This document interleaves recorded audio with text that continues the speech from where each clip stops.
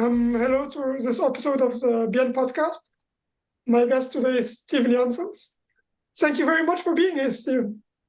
Steven has made a movie about basic income, and he's like one of the founders of an organization that gives basic income to people. But I'll give him a chance to say more. Nice to have you here, Steven. Thank you for the invitation, Ahmed. I'm happy to be here and talk a bit about basic income and some experiences that we have the last years. To give a little background on the story is that I made the film Crazy Money about our first village, Busibi in Uganda, where we distributed a kind of a basic income for 2 years, from January 2017 till January 2019. We filmed all the evolutions during 2 years and also afterwards. And that became the film Crazy Money, where actually the stretch from an artistic point of view of the goal from the film is that to show that people are everywhere the same, in the way that people try for happiness and people are people. And poverty is not a character problem, but a money problem. How did it start? From my perspective, I wanted to make a film about basic income in action. My co-founder, Maarten, always wanted to set up an unconditional cash transfer project within a development context, let's say.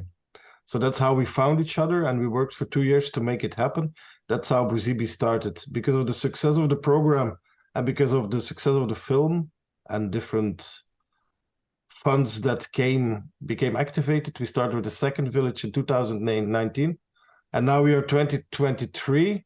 And for the moment, there are 4 villages running in Uganda and 2 in Congo, and there are more coming. That's a bit the context, I think. So it seems like we have done a lot, and there is a lot we have to talk about. But like first, before anything all of that, tell me more about your own background. Like, how did you come there? Like, most of the people, I guess, in the way like work like with in such projects have like a background in like sociology, politics, economics. Do you have like a similar background, or how did you get into it? From what I studied, if that's the question, I'm an industrial Like, how engineer. did you become interested in that studying, or was it before that, or was it after that? I studied chemical engineering, and I also did film academy. So basically, I'm a filmmaker with an interest in sciences. How did I become interested in basic income? Is that because I read a lot about it and because I traveled a lot. Because I believe that in a capitalized world, it's the only way to honor human rights. Because I think it starts with an important question. To honor human rights, do you need to work or not? Do you need to do a job or not to have access to your human rights? And the question in our society of today is clearly yes. Unless if you inherited a lot from your parents or if you won the lottery, the answer is yes. Because if you don't work, you cannot eat, you cannot live, and there is not another option, let's say. So then it starts with the question, why is working? Working is, of course, I like to work. I'm very happy with what I do, but is working a necessity for living? That's actually maybe the philosophical ground base for a basic income, in my opinion. So I read a lot about it, and from very different people. I was inspired by, for example, also Philippe van Parijs and other academics, but I was also very much what maybe the book or the work that intrigued me the most was the scarcity work by Sandel Melaynatan and Shafir, that's behavioral economics. And the scarcity theory, actually, it's all about mental space. when you have a scarcity of money, that's what we call poverty, you end up in like a kind of a tunnel vision. You can compare it with a deadline. When you have an exam or when you need to finish a project, you have a deadline. So all the focus goes to that deadline. But as a consequence, all the rest, your family, your friends, whatever, all the rest, you lose the focus on that because you all put energy on the deadline. Or then you're happy that you succeed in the deadline. But when you're in a scarcity mechanism, you're in like an endless deadline. And what it does is it takes away all your mental room. And as a consequence, you cannot rationally take the good decisions anymore. But scarcity of money can easily be replaced by scarcity of time, a problem that we more have in the Western world, a scarcity of love, scarcity of friendship, loneliness. So every scarcity has the tendency that you focus on that scarcity because you want to eliminate that scarcity. Voila. So you think that basic income is the best way, like, to free people from all of those types of scarcity, or like give them what they need for it, right? Like, so they can have more time for love and friendship. For example, but that's two questions in one. Basic income is not a silver bullet, I think. Basic income is a principle that can create a equal basis, a more equal basis for everybody, for an honest world. That we all have that our basic needs are fulfilled. And on top of those basic needs, you can build anything, a circular economy, academics, helping people. Any career can be built on that still. So there is not really a change that is going to happen because people will still study what they want to study, and people will still become artists, doctors, engineers, nurses, anything. So that will not really literally change, but it gives everybody in this world access to his basic needs. That's how I see basic income. So it's a starting point, but it's not a silver bullet. It will not immediately solve the geopolitical problems of this world, the colonized problems, the war problems, the conflict, and that's not what it's going to solve. But it will create a more fair ground for every human being in this world if you adapt it to the universal basic income, of course. But there are different ways how you can look to basic income. But if you look to the universal basic income for everybody all over the world, then it's a big equalizer, I think, to foresee everybody in his basic needs. So, oh, sorry. So, yeah. So can you like, as you said, you're a filmmaker and you're a chemical engineer. So, like, what is like the motivation, the driver that made you like also want to do something like you read about basic income? But when did you decide, or like, why do you do all that? Why do I do what I do? Because I'm one of those people who likes to have at least the feeling that he has impact, or that he makes the world a better place somehow, small or big. And I think that investing my time in this concept of a basic income is worth it, because it's something that creates a more fair and equal world for people that have now no access to basic needs in case it's implemented. And from aid perspective, or for the film I make, for the film Crazy Money, it's also to inspire people to believe in each other, to not have always prejudices towards each other. It's not necessarily, the film will not lead to a basic income, but it can at least inspire people to not judge people immediately and to believe more in autonomy and ownership for individuals. With aid, it's a small organization where we now do several villages. And within those villages, we make sure that at least for 2 years, their basic needs are covered. And we now see from the academic research, because it's very important to stretch that with aid we work evidence-based. From the evidence, we now see that we even have sustainable effects 3 years after the ending of the cash transfers. So it shows that we really have an impact, and it is effective. But I keep saying it's not a silver bullet, but it is at least something that works directly to the people in an effective, efficient, and evidence-based way. That's what a lot of things cannot claim. We can claim that.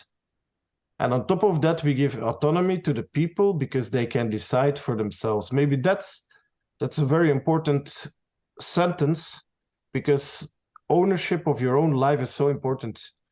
People who are leading their lives are the best placed to take the decision over their own life, since they are living that life. It's not someone else to tell you what to do. Look to the social security system. I don't know, where do you live? I live normally in Egypt. Okay, but there is no social security. I don't know the system, to be honest, there. But let's say in Belgium, where I live, we have a social security system. And there's often a lot of critique on the system by, let's say, conservative people, mainly on the aspects of people who don't work and immigrants. But if you look to the social security, which is constructed for retirement money for the elderly people or for the children, the child money, nobody ever complains. And the funny thing is that about those mechanisms, they work in the same way as a basic income. It's unconditional payment, and you don't have to show anything. You just receive it and you spend it. For the child money, you don't have to bring in the bills to prove that you had spent it on the children, for example. So if we are able to do that for the social security system, why is it so hard to implement it?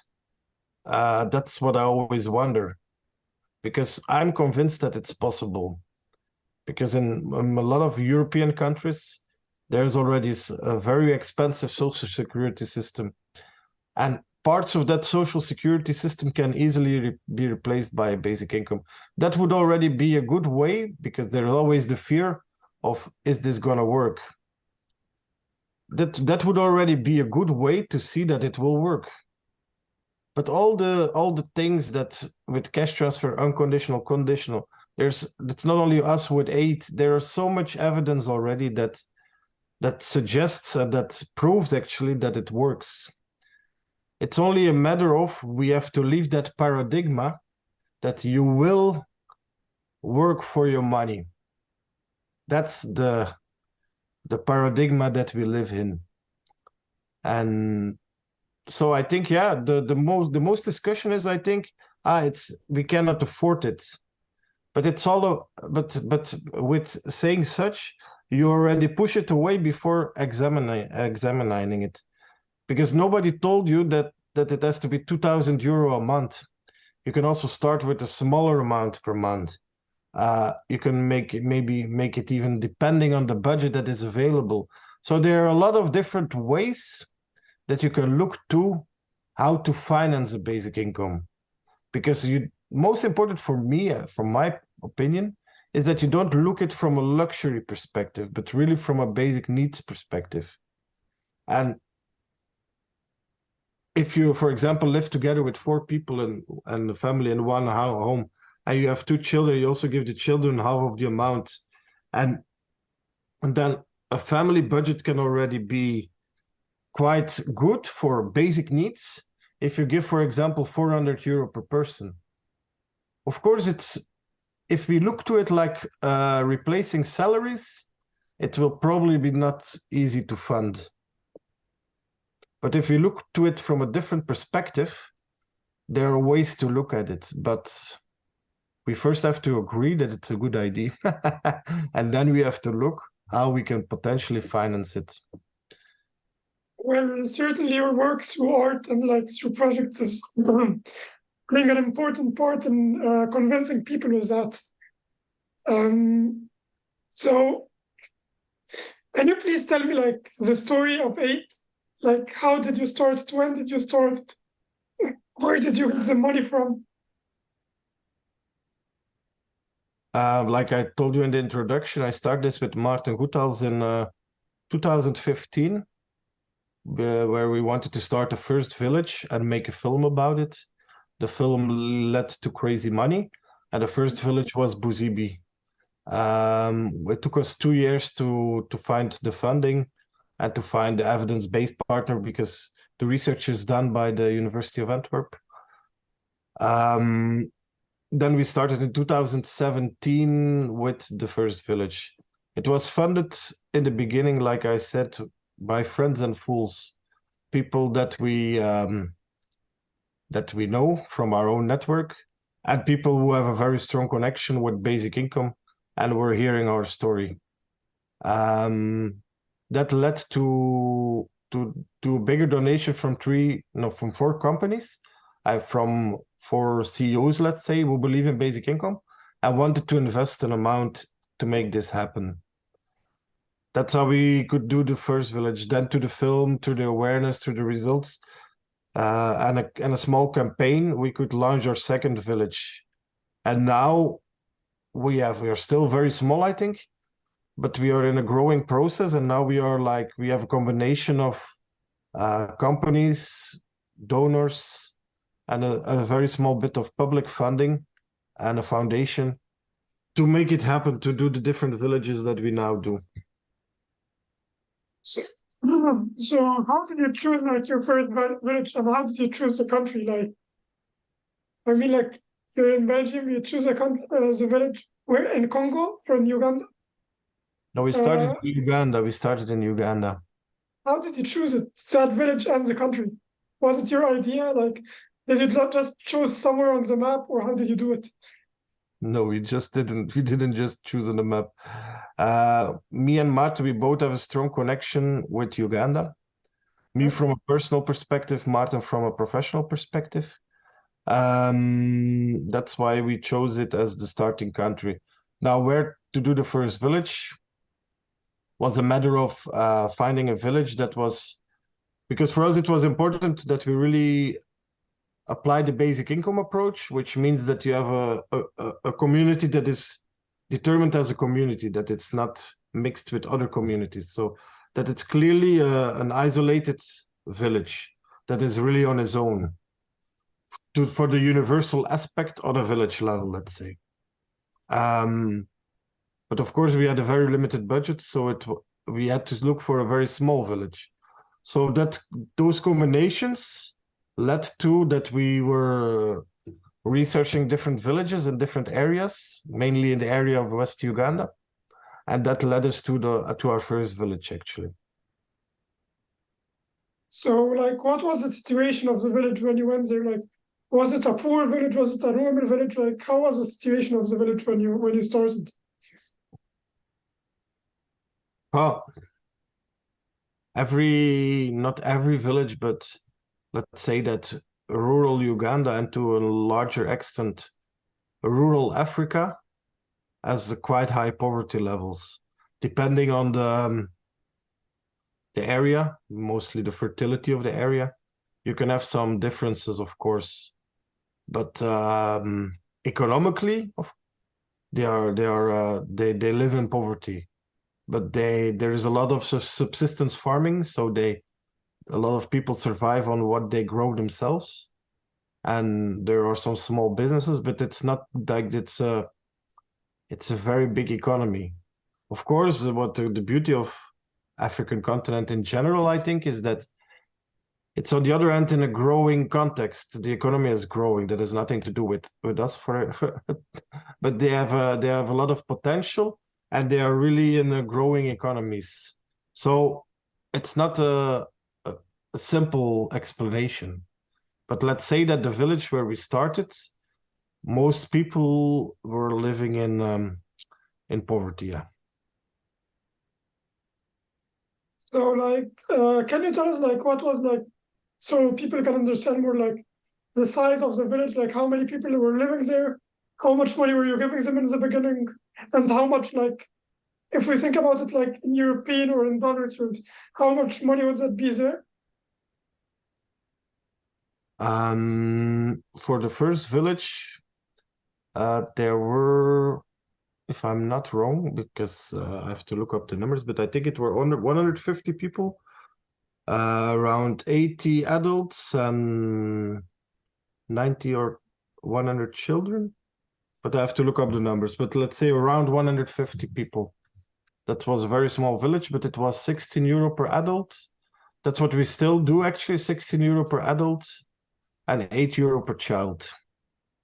In Congo, we do $20 per adult, $10 per child. That we do for 2 years or 24 months. When we start the project, they also receive a simple mobile phone to receive the money. So we do they receive their money on a mobile phone. It's called mobile money. It's like an automated cash transfer system via a simple mobile phone. So the total cost of a year was for the first village around 25,000 euro. And the phones we bought by then, I think they were 25 euro per phone, plus 2 euro for the SIM card and some registration costs. So I guess the first year was around 30K. And the second year, when only the cash transfers are running, 25K. Like, how did you approach the people? Like, did you just go to the village? I imagine you didn't just go to the village and told them like, we'll give you money every month. Or like, how did you do it? No, it's not going like that, of course. First of all, we do a kind of a pre-counting or a pre-registration to know the exact number of the village. So that we talk with local leaders, with different people, to determine an estimate, because it can never be completely exact, of the amount of adults and the amount of children. From there, we start with actually a baseline. So the university, or we in some villages, or the other research institute, they conduct a baseline. So nobody knows yet they will receive cash transfer for 2 years. They just answer questions about different aspects. We monitor on education, health, life satisfaction, housing, investing, entrepreneurship, collective action, food variety, food quantity, decision-making, emancipation, actually almost everything. So those type of questions, a survey, they are done on baseline. Then they answer those questions, the adults. Then the baseline is done. We plan for a launching day, we call that. On the launch day, we explain them what is going to happen. But if you watched Crazy Money, you see how that goes with then they ask many questions. Some people, they don't believe what is going to happen, so they question it a lot. So they first think they're gonna have to pay interest, or they have to gonna repay it or refund it, or so yeah. And then it doesn't happen so much, but in some rare cases, people refuse it because they think we are satanic and gonna kill everybody or grab all the land. But mostly they change their mind when they see after some months that nothing is happening and everybody's receiving. So yeah, that's how it goes. And we clearly indicate that it's for 2 years. After the speech, they can ask all the questions, but the speech is more like an explanation of the rules. There are not many rules because it's unconditional cash transfer, but there are some things. For example, some people will turn 18 within the 2 years. And when you turn 18, you become an adult. Then the money for the child is removed from the mother, and you get your own phone and you will receive your adult pay. Because I didn't explain that yet, but the money for the children is going to the mother or the female caretaker, which sometimes causes problem with some men who want actually the money for the children. But even that I consider that as a positive effect, because change hurts sometimes. And in that way, the position of the women, the emancipation effects, are in this case very strong, because the position of her is very much strengthened within the family. So you'd say that your project actually empowered women in Uganda, or like in the village? In the villages that we do, yeah, I would say that, yeah, it gives them the instruments to be empowered. It doesn't solve all the problems, like I said in the beginning, it's not a silver bullet, but it gives them more autonomy and more freedom of choice. How I always see it, or how I experience it, is that when a couple or a household is really perfectly functioning, nothing is perfect, but when there is a good understanding between the man and the woman, you will see that it will become a family budget that they will spend together. But when you see there is a couple that has already misunderstandings, there's already some conflict, it's sometimes a catalyzer for the woman to break up with the man, because sometimes they're in the situation that they are stuck because of the conditions they are in, that they cannot leave the toxic marriage, let's say. So it gives them sometimes the opportunity to say, I can now leave that situation. So is that also the reason why you gave the money for the children to the mother, not the father? That's one of the reasons, but the main reason, of course, we are aware, but that we don't necessarily want to judge. For example, child money in Europe is also always given to the mother. It's not something unique for aid or something. So it's a very normal way to look at it. And in most cases, the mothers are also the ones who take more care of the children within the household, send them to school, paying the school fees, making the food, things like that. So I think it's a logic choice, and it also is a way to emancipate. Yeah. So to be honest, out of my experience, most of the women I know are more responsible than me, but like, let's get that. Let's put that aside. So tell me, like, you obviously it's in the film, but like, could you also like explain what the impact was that you saw? Like, first, like, the change that happened through that, like through the time. It's a long story, and which aspects we have so many impacts on different variables. For example, all the children go to school. For example, in the first village, I have to look to all the numbers, but we have in the first village there were 10 times more startups, businesses, so much more entrepreneurship. That we see in all the villages, not always 10 times more, but there is a serious increase on entrepreneurship.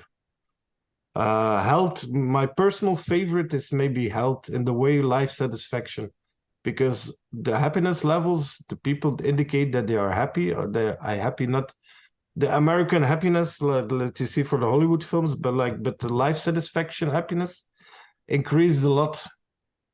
And that's for me the most valuable, because I'm convinced that you have to feel good in your body, that you have to have a kind of you have to feel good about yourself, self-esteem, about you have to have a good feeling to start to thrive, to undertake other things. So for me, happiness or life satisfaction was very important, was also one of the things that I was most eager to see.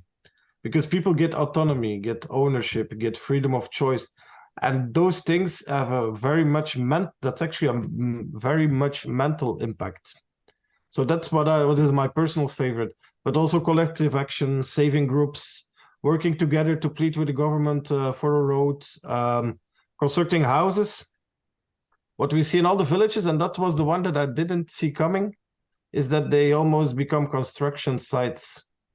Because they often live in temporary houses, and they invest a lot of their money that they get to make a permanent house.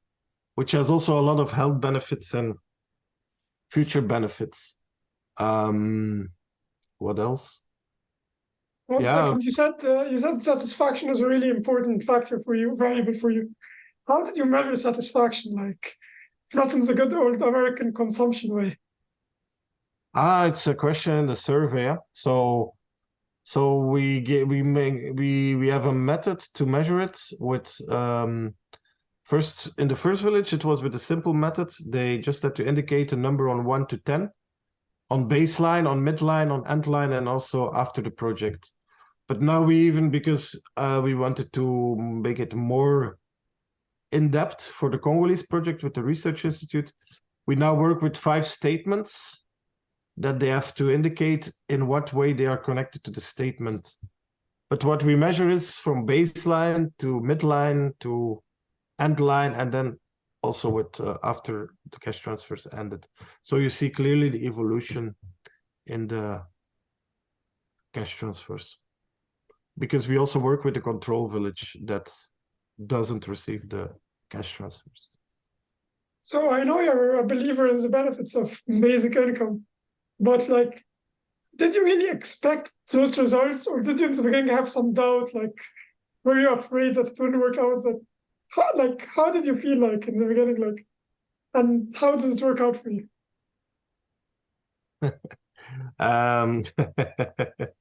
That's a good question. Me, I was not afraid. I didn't know, of course, how the movie would turn out, but I read already a lot. And no, I was not afraid at all. For me, it was also not an experiment. Sometimes people see it as an experiment because it's one of the first time it happened. Now it's sometimes already replicated by other organizations or by other even governments. But I think what we did there with the whole community and everybody receiving is quite unique.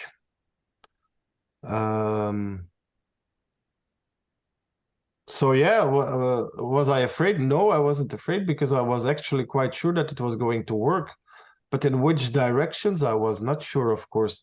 And to maybe make a small joke about it, if it wouldn't have worked, at least those people will just have had some money extra for 2 years. So there were not so big risks, not like classic development aid where you sometimes destroy environments and don't have any result. So the worst that could happen, and that was a lot of people were saying that, by the way, like, they're gonna drink it, they're gonna use it for bad goods and stuff like that. The funny thing is, when you look to our results, there is nothing such. They didn't even spend it on that. The people that drank before we started are still drinking, but nobody started drinking because of the cash transfers. So no, I was not afraid of that, no. But it was funny to see that a lot of people were more afraid for us. Like, what are you going to do? You're crazy. That's why I called the film Crazy Money. Because a lot of people thought and I think I strongly believe that a lot of people still think we are crazy, but crazy reflects on the thinking that people think it's crazy. And I want to reverse that thinking, because it's crazy that you think that you need to work for your basic needs. And maybe to clarify, I'm not an anti-capitalist. Because I strongly believe in the free market system, because without the free market system, I wasn't able to become a filmmaker and to do the things that I do. But I think the inequality levels are rising in such a way that it's not healthy anymore. And even that is maybe not my biggest concern. I always use this statement. I used it already several times, and I always like that statement. I compare it with this. If we as a humanity or as a world allow one individual to buy 4 helicopters in one day, and another individual is not even able to eat, then I think humanity has a problem. And that has nothing to do with communism. That is just strange.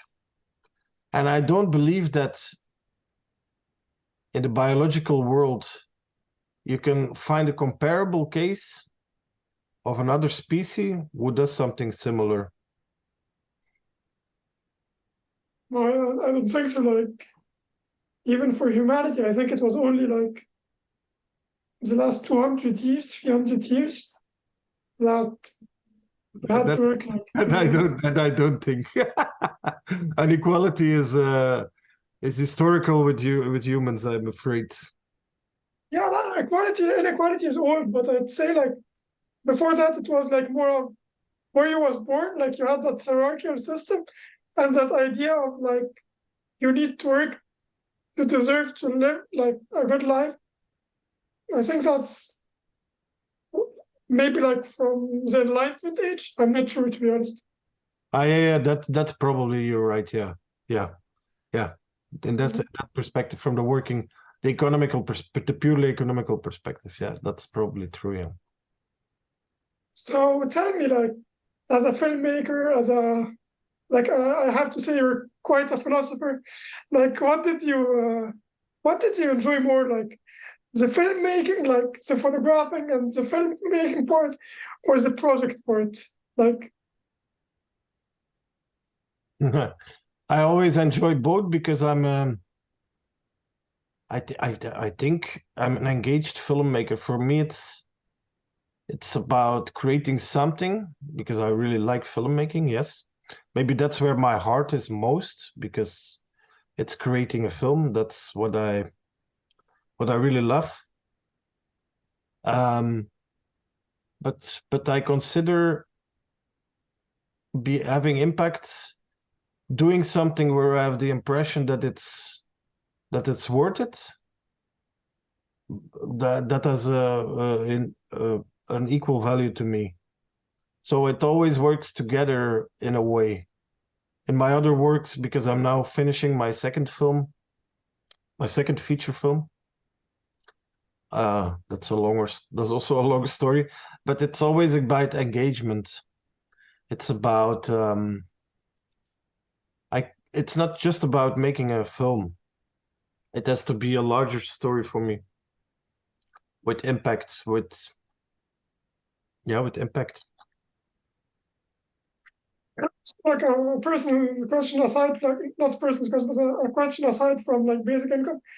What are the most important things like to be a successful filmmaker? Like just aside, like if anyone. I have no idea. I'm also still searching. No, it depends on so many things. I think there is no formula to make the best film. I think from a personal perspective, I would say hardworking in a genuine way and going for it, and yeah. Storytelling is important. Of course, you need all the skills, storytelling, editing, image, developing your artistic view, developing your artistic style. So yeah, from different aspects, I can tell a lot, but to make a film, it all starts with a good idea, I think. So you told me that you're doing a second film. Is it also about basic income, or what is it about? No, it's not about basic income this time. It's about a tough topic to just stay. No, it's about how white people have a kind of a superiority complex and how colored people have a kind of an inferiority complex. That's a really difficult question. It's about that's about the construction of racism, structural racism. How it comes that white people in a way are more privileged without that they know it. It's about our blind spots. It's about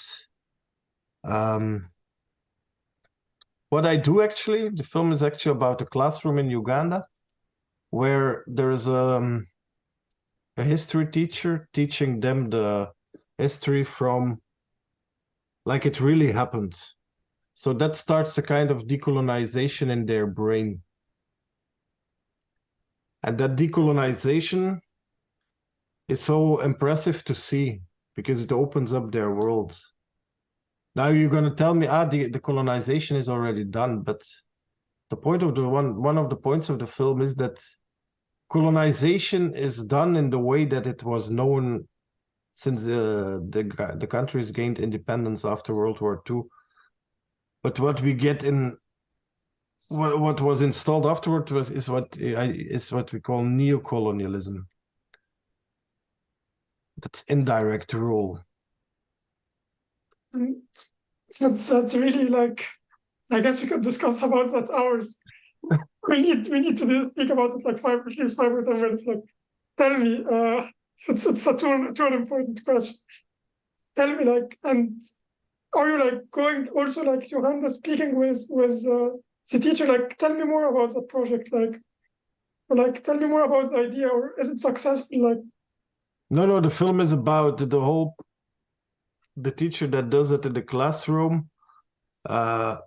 Explaining a film is always a bit difficult because I'm still working on it and it's not yet released. So keep it secret so people have to watch the film. But tell me, what do you think about it? Yeah, of course. That also I cannot reveal everything, but the construction of the story is that I try to show the decolonization process with young people in a classroom in Uganda. That I connect to how the richness, in this case Belgium, is built on colonialism. A lot of our buildings, a lot of our richness is because of colonialism. Then there is the story of the Uganda kingdom, where I'm going to talk with elderly people from the Buganda kingdom about how rich their own culture is that was erased by colonialism.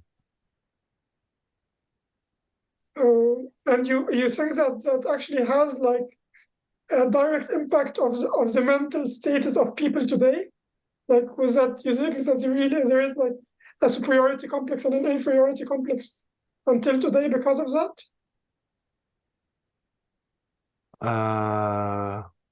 I think you should watch my film, but I'm sure, yes.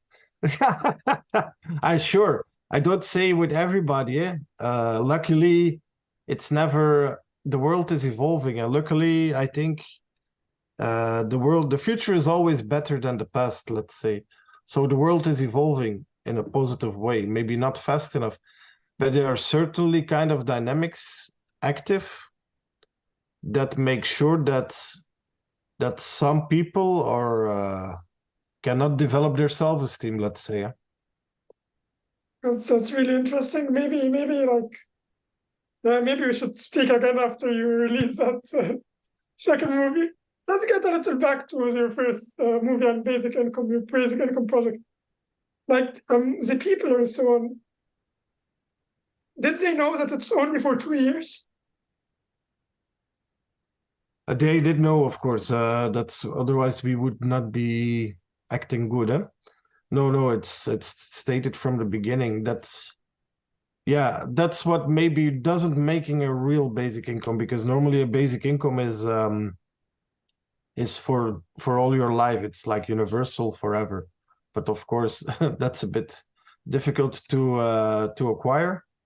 And why we keep to the 2 years approach is dynamics of a village. I think even that can be applied everywhere, but in dynamics of a village change, people move to other places. So after 2 years, for sure, when you add a cash transfer where a lot of people develop businesses and gonna even do things even out towards other villages, the dynamic of the village changes a lot. And you cannot say like, we're gonna adjust, because there's one thing, when we start, we don't let people in anymore. Otherwise, it would be too attractive. Also newborns? Also, no newborns. We don't want to stimulate birds. Yeah, people can make their children, but we don't want to create an extra incentive, let's say.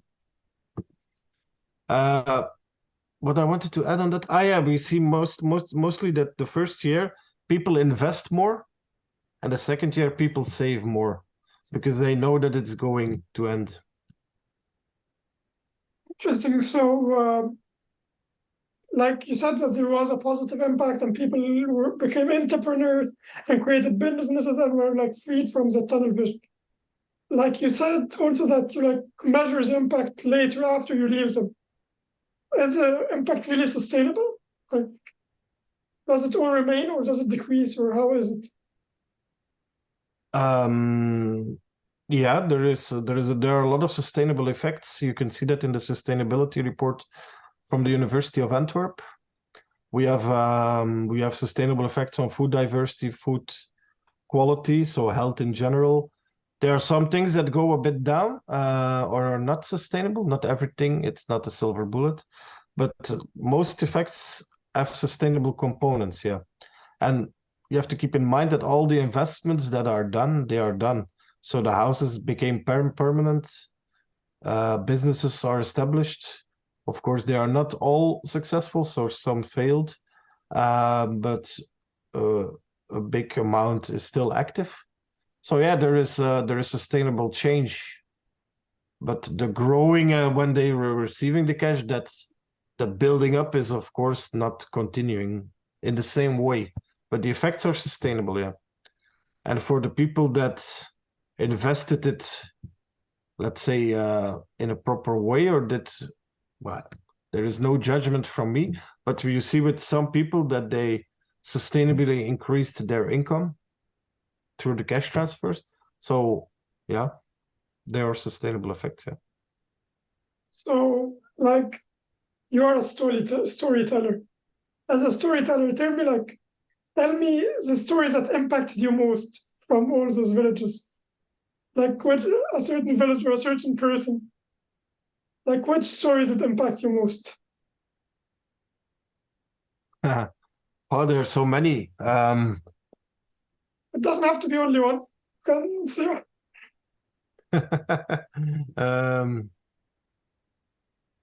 Yeah, for example, a young guy who started a chicken farm, and he now has a lot of eggs. So he's really successful business guy, but he was very young. He was only 18 when he started, and he really made a sustainable chicken business. But the last thing I heard is that he's now a motor taxi. So he is really entrepreneurial. Then, yeah, the health, the people that really dreamed of a house. That's something that I already highlighted. Some people really dreamt all their life of a permanent house, and now they could make it. So the joy that it generates with them and the proudness was something that I also liked a lot. There was one time a girl, I remember, that had extreme good results in school. Of course, it's also because she's clever, so it's not necessarily only to do with the cash transfers. But yeah, such things, yeah. And like, when did you feel like that was worth it? I did the right decision. Like, what was the moment when you said to yourself, yes, that was really worth it?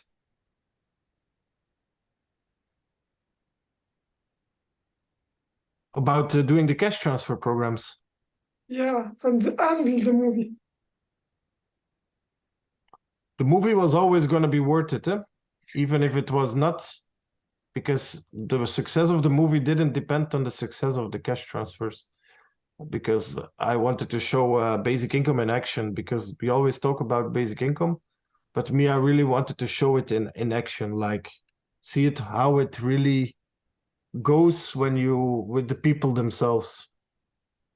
because there is already so many great academic research from Guy Standing, from Philippe van Parijs, from so many great academic authors that I wanted to add some extra value through life stories, let's say, through the story of those people that really receive it, to give that human touch, to show it in action, to show basic income in action.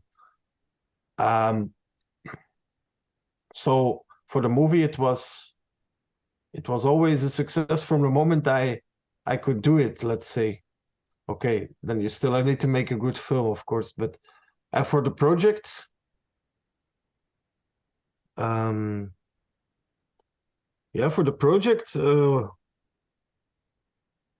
like I said maybe already in this conversation, I was quite sure through all the things that I studied before that it was going to work. So from the moment we had found the funding, I think that was the success maybe, because then we knew we can do it. But of course, now it sounds... I believe you that you didn't have any doubt. Like, everyone has doubt. Like 1% even. No, the doubts are more, that was the point I was going to make. The doubts are more because now it sounds all very simple, but I realized through the years that it's actually not so simple at all, because I dived into it. And yeah, it's the technical complexity. Okay, because it started with how are we going to deliver the cash? Because by then there was even this idea, are we going to send someone with envelopes to the village every month? But that is very risky, because at some point people will know it, and it's also not how are you going to organize it? That are the biggest doubts. How are you going to organize it in a way that you're sure that the people will receive it in a proper way? So that took a lot of time and effort. But I didn't have doubt on the factor, and I really hope, but I don't know with current geopolitical and climate change world, but I really hope that there is one time that there will be a country, and I think our hope should be highest with Scandinavian country, that it will be implemented on a country level, because till now it was never really implemented in a country. There are a lot of mechanisms, though, in social security systems and in even disaster. There are also cash relief programs when there is a big disaster somewhere, like a flood or a earthquake. So the mechanisms are already used, which is good. I always say I'm a very optimist, I'm a very positive person. I just think we can always do it better than yesterday. That's a good quote. So that's some beautiful things that you just said. So let's focus a little more on the filmmaking part and on the film part. What do you think is the importance of telling the stories of film, of media, in convincing people with the idea of basic income, or with basic income being a realistic project? I think it's very important, because I'm sure that a lot of people don't know yet what it means, basic income. Most people, I think, already heard the word, but I don't think a lot of people really understand the true meaning of the concept. And that has different reasons. I think the biggest challenge of a basic income is that it's a bit, I call it abuse. It's abused by politics, to put it away as it's crazy, it's not fundable, there is no money. Crazy money. It's a crazy, you cannot give money for free without conditions to people. But that's exactly what we do with our retirement money and with our child money. So but why isn't it yet a success, or why is it not yet implemented on a country level? I think the answer there lies a bit in the political system. Why?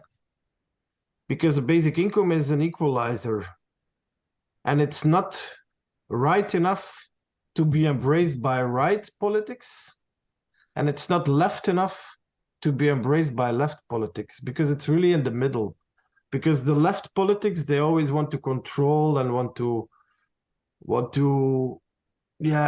give it, it's too liberal for left, and it's too social for right. So that's why it ends up in the middle. So it's not left or right. I think it's Scott Sentence. That's a nice quote on that. That's one of those good basic income people. It's not left or right, it's forward. That's a really good quote. It's not my quote, it's from Scott Sentence. But it's a good quote, yeah, it's a good quote. So, did your film actually change the opinion of people? Or do you have an idea? I think yes. I think yes. When I would answer it, I'm not the good person to ask that to. I hope yes, but you have to ask it to the people that saw the film, I think, to have a very clear answer. But what I feel from the reactions from the people that saw the film, I can clearly say yes on that.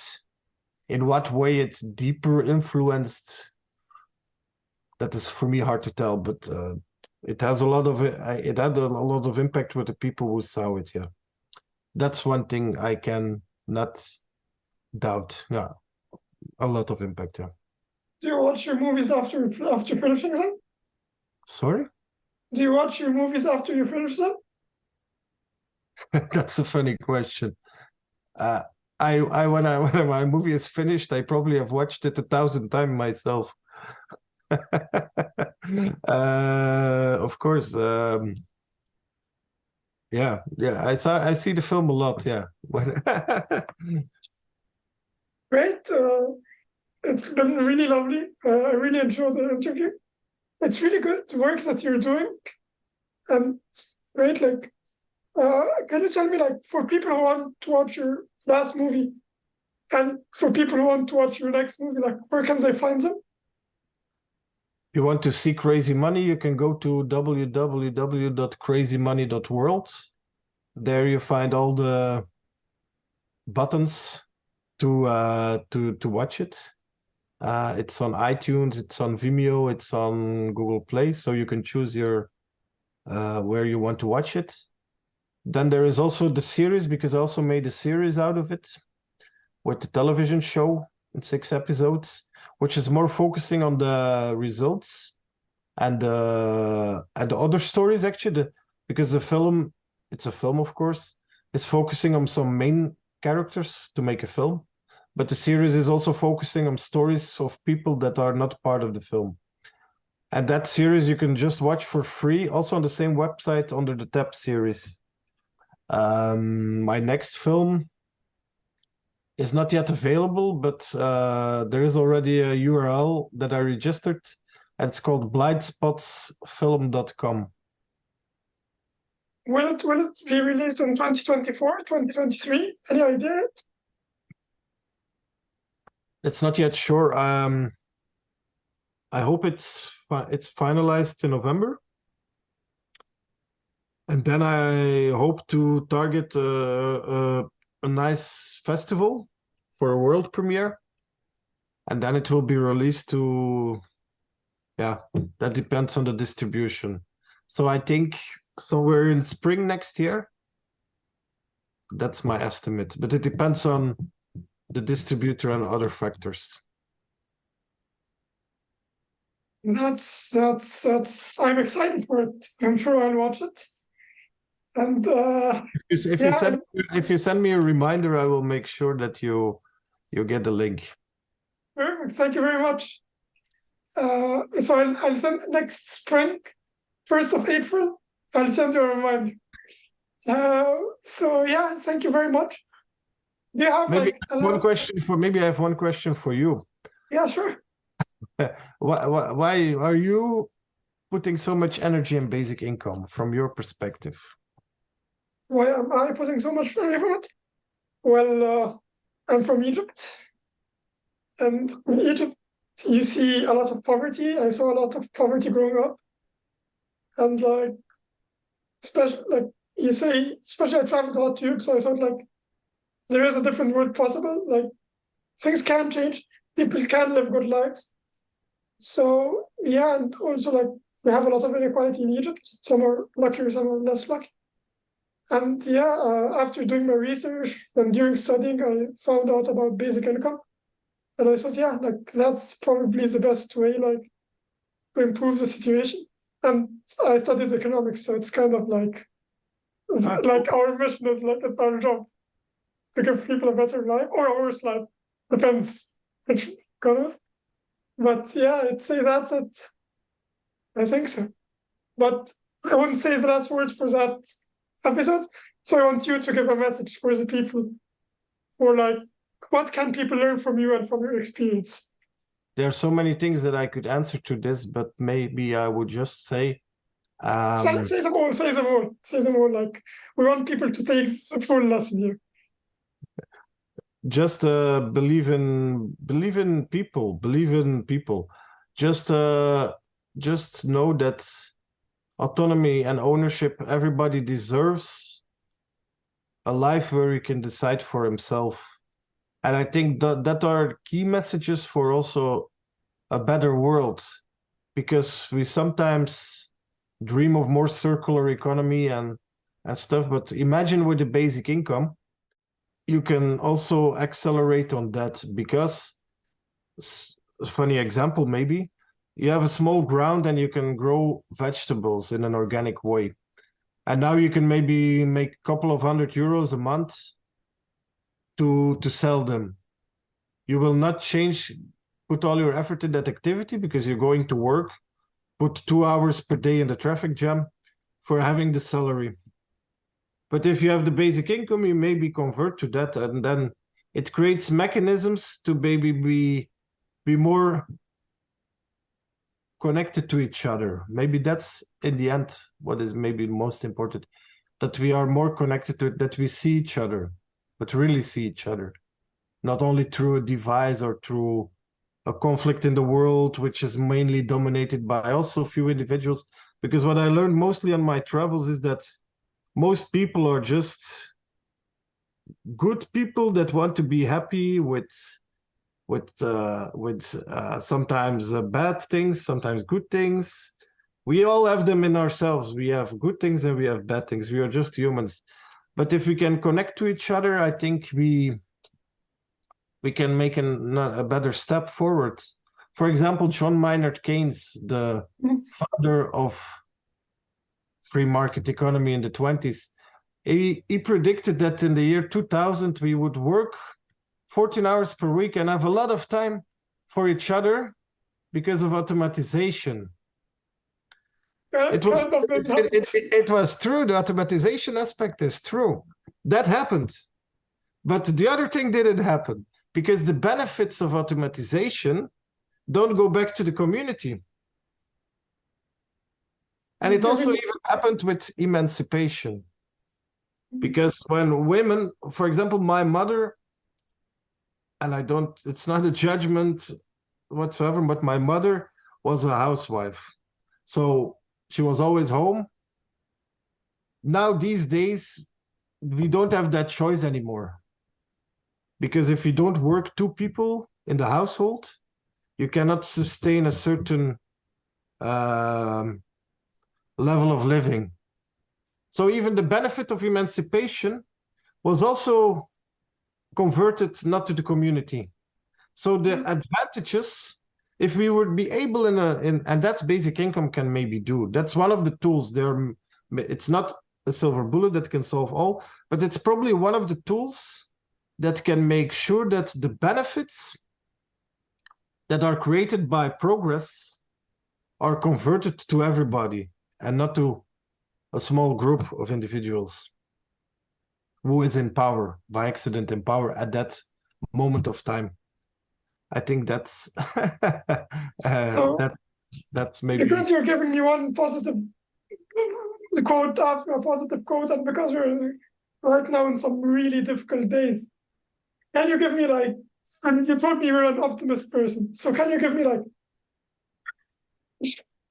can you tell me why people should be optimistic now, or how they can be optimistic now?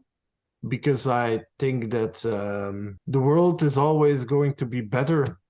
It's always better. We have to, but it's a work, yeah? We don't have to think it will happen. We have to work for it. That maybe sometimes people forget. If you work for it, tomorrow will be better than yesterday. Because we evolve, and maybe we no, I'm sometimes I'm too philosophical, but I don't know if you mind. But sometimes I think if we would stop to watch the global news, I think that can also be something, because it creates a lot of fear, and I don't say that those things doesn't happen in the world, but happiness starts mostly if you feel good yourself and if you value your friends and your family. And that's in the end probably the most important from an individual perspective.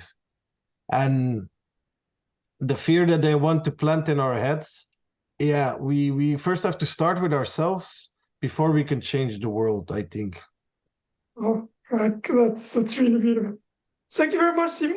It was really a pleasure meeting you. And I'm sure we will have you as a guest for another episode later for one day. Thank you very much. All right, thank you. Have a nice day. You too. Ciao.